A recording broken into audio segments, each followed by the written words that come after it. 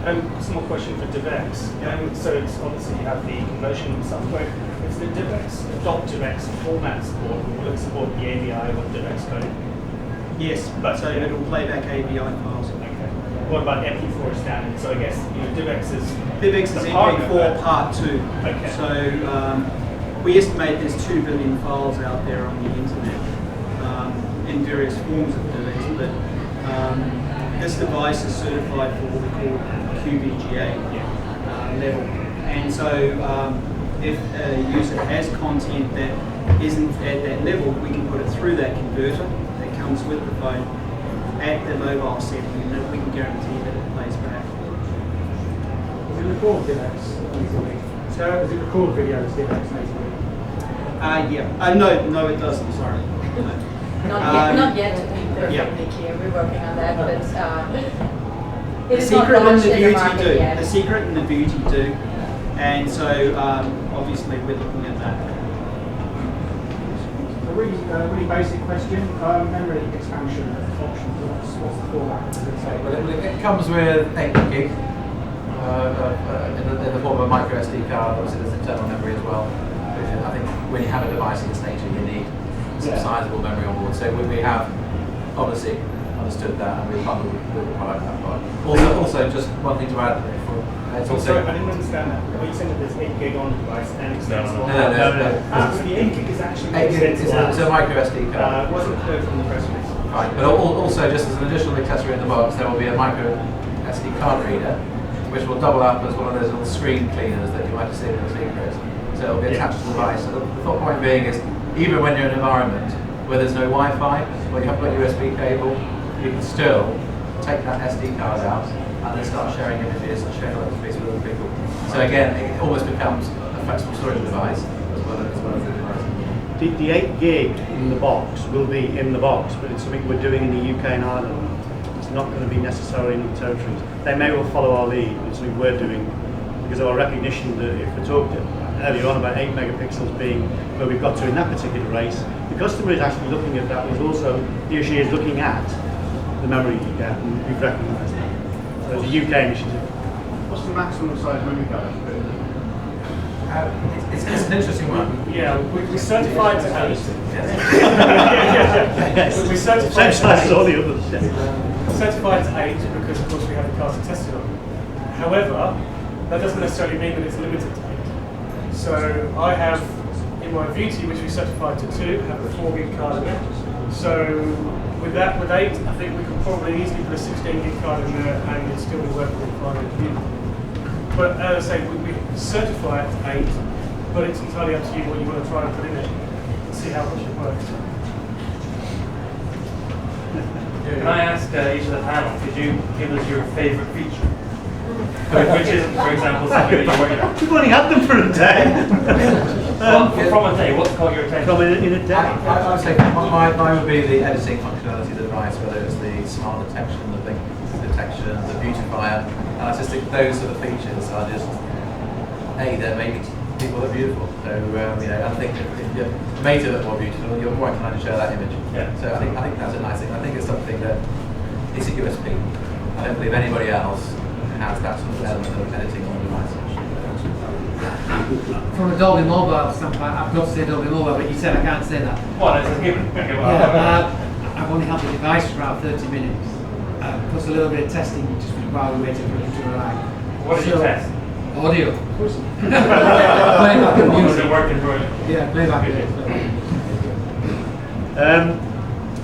I was particularly taken with the ability for Simon to take shots of his various body parts using the extended line. I thought that was a particular penchant for Simon. Thank you, John. No, seriously, the slimness, the fact that it's full touchscreen, I like, as I'm a big fan of touchscreen. But I have to say that because I'm a big music fan, so I was toggling between non-Dolby and Dolby and thinking, wow, I like that. For me, again, I hadn't had the phone long, but for us, our interest is in the quality of playback on the screen. And I felt the screen was really cool. We can show you some footage when we're walking around talking later, and it really looks great. I mean, I've had the phone for a little bit longer than some of these guys, due to my role within LG.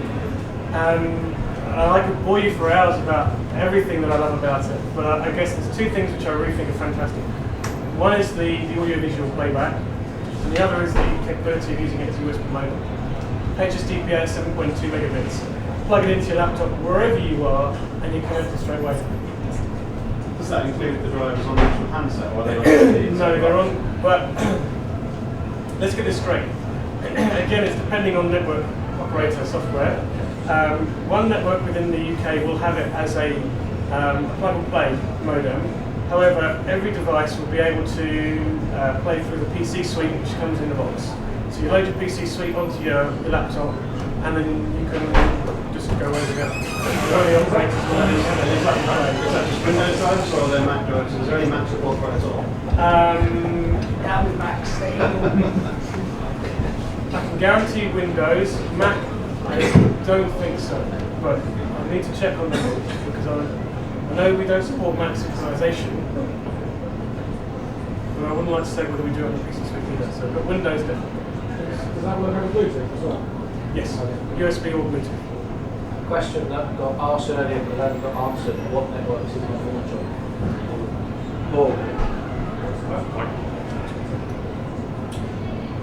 Given that we're less than 12 months since the beauty launch and there's shipping in numbers with those same network operators, and given that they're probably going to be our kind of key market to you, all the people who've got them are on 18-month contracts nowadays. How do you think that's going to affect sales of the phone?